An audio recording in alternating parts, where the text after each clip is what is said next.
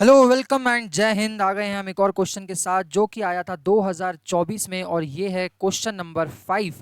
Question number 5 set ए हम कर रहे थे, पहले से हम बता चुके हैं आपको और जो हमको लगातार फॉलो कर रहे हैं। तो ये पांचवा क्वेश्चन है। कहाँ से आया? सबसे बड़ा सवाल क्यों आ गया हवाबाजी में? क्या यूपीएससी कुछ भी पूछ रहा है?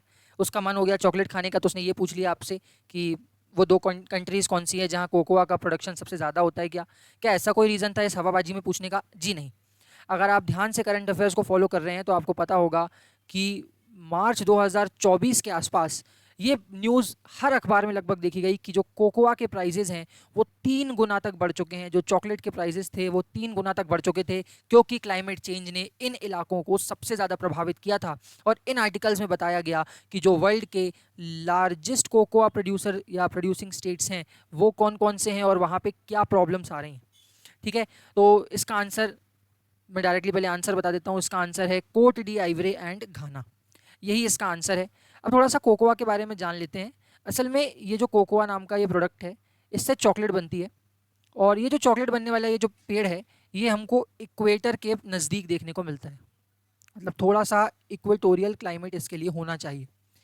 अब मैं कह रहा हूँ आपने करंट अफेयर्स बिल्कुल नहीं पढ़ा। खैर, कई सारे लोग ये कहेंगे कि हवाबाजी में मास्टर कुछ भी बता सकता है, कुछ भी ऊपर नीचे बातें बोल सकता है कि तुक्का ऐसे मारा जा सकता था। लेकिन मैं आपको थोड़ा सा एक हिंट देना चाहूँगा कि आप एग्जाम में अगर बिल्कुल ही आपकी गिरी हुई हालत है और आप कुछ भी नहीं कर पा रहे हैं एग्जाम में, तो आप इसको किस तरीके से अप्रोच कर सकते थे। अब ज़रा ये लाइन्स को देखिए, इन लाइन्स को देखते चलिए, इस लाइन को भी देखते चलिए भाई। अब हम कहते हैं कि ये वाला जो है ये 23.5 डिग्री नॉर्थ कहलाता है, ये 23.5 डिग्री साउथ कहलाता है और ये वाली लाइन इक्वेटर कहलाती है। ज़रा आप ऑप्शंस को देखिए। अगर आपने थोड़ी बहुत मैपिंग भी पढ़ी है, अगर आप यूपीएससी देने जा रहे हैं तो इतनी मैपिंग तो पढ़ के गए होंगे। अल्जीरिया और मोरक्को, अगर आप ध्यान से देखें ये तो सहारा डेजर्ट के पास के इलाके हैं मेरे भाई। अगर आपको दिख रहा हो तो ये इलाके तो देखिए, अल्जीरिया, मोरक्को, ये तो डेजर्ट के पास के इलाके हैं। तुमसे टीचर कह रहा है कि ये इक्वेटोरियल क्लाइमेट के पास उगता है, ये डेजर्ट में थोड़ी उगेगा। अल्जीरिया तो रेगिस्तान जैसा इलाका है, वहाँ पे आपको ये पेड़ देखने को मिलेगा क्या? नहीं। तो ऑप्शन नंबर 1 तो आप काट सकते हो क्योंकि अल्जीरिया मोरक्को ऊपर आ रहा है।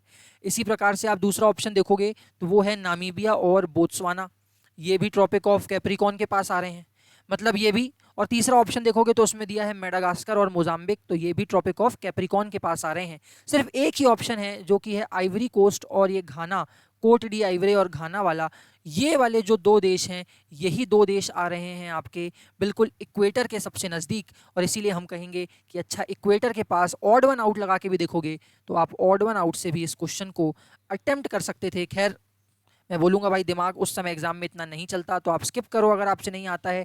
लेकिन अगर इतना दिमाग आप शांत मन से लगा पाते तो आपको पता होता कि अल्जीरिया मोरक्को इस इलाके में है, बोत्सवाना नामीबिया इस इलाके में है, मेडागास्कर वगैरह इस इलाके में हैं। और यही दो देश हैं सिर्फ घाना और कोट डी आइवरे जो इक्वेटर के नज़दीक हैं, और इसीलिए ऑप्शन नंबर सी लगा दिया जाएगा। मिलते हैं अगले वीडियो में। पसंद आया हो तो लाइक ज़रूर करें, शेयर ज़रूर करें और चैनल की ग्रोथ कराएं। Thank you so much.